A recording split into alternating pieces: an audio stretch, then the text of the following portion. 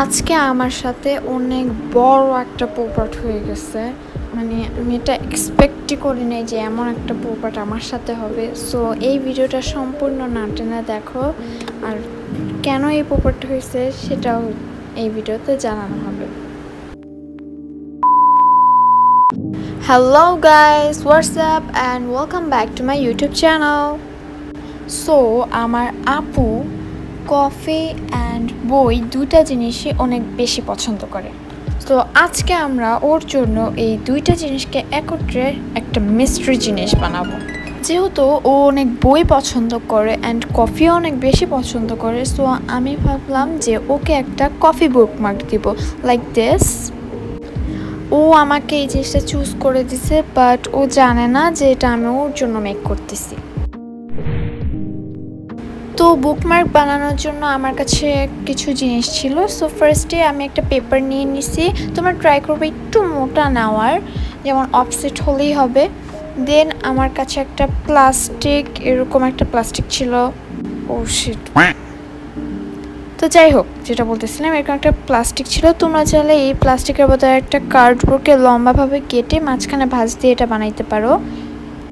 এই বুকমার্কটা কিছুটা এরকম টাইপের হবে, লাইক এই যে একটা পেজের উপর এভাবে বসিয়ে এই এরকম হবে।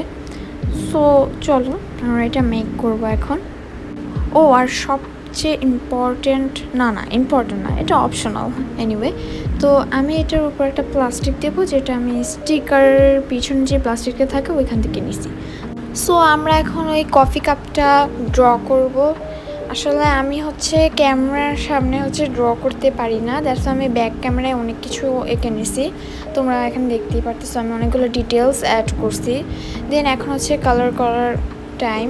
সো এখানে আমি কফি কালার দুইটা নিছি অ্যান্ড অন্য আরেকটা সেট থেকে আমি দুইটা কালার নিছি, কারণ এই আগের সেটের কালারটা অনেক বেশি হালকা ছিল। তো দেন আমি এটা রং করে ফেলছি। আসলে আমার ড্রয়িং অতটাও ভালো না, that's why please ignore it, কারণ একদমই বাজে হয়েছে এই ড্রয়িংটা।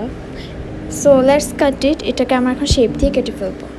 অ্যান্ড দেন এটা একটু স্টিকার শেপে কাটলে এটাকে একটু সুন্দর লাগবে।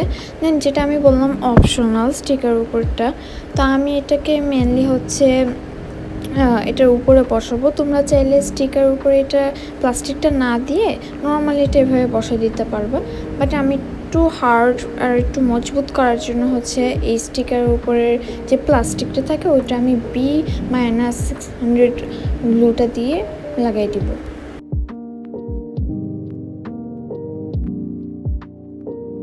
অ্যান্ড আমি এটা ডাবল সাইডেই ইউজ করব গ্লুটা।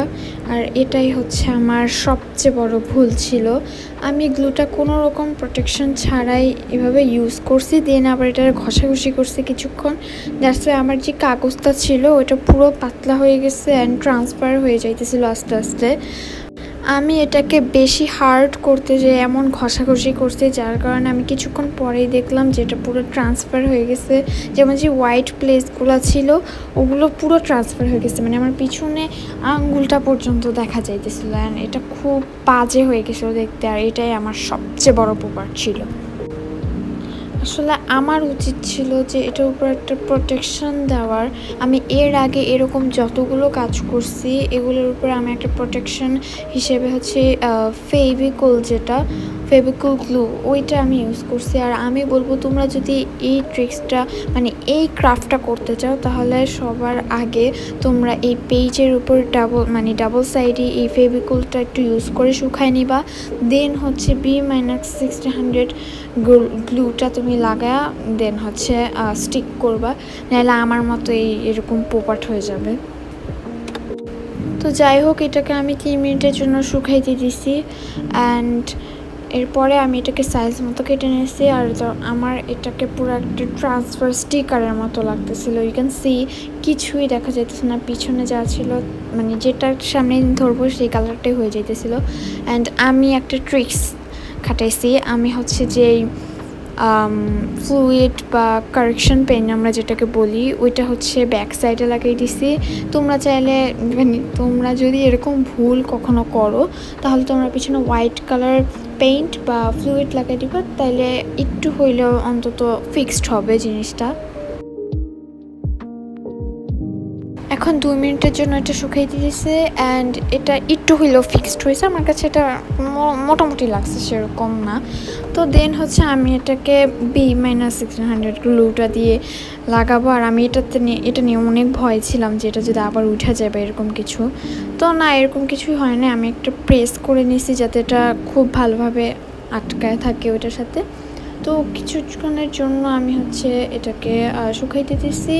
দেন হচ্ছে আমাদের কফি বুকমার্ক রেডি।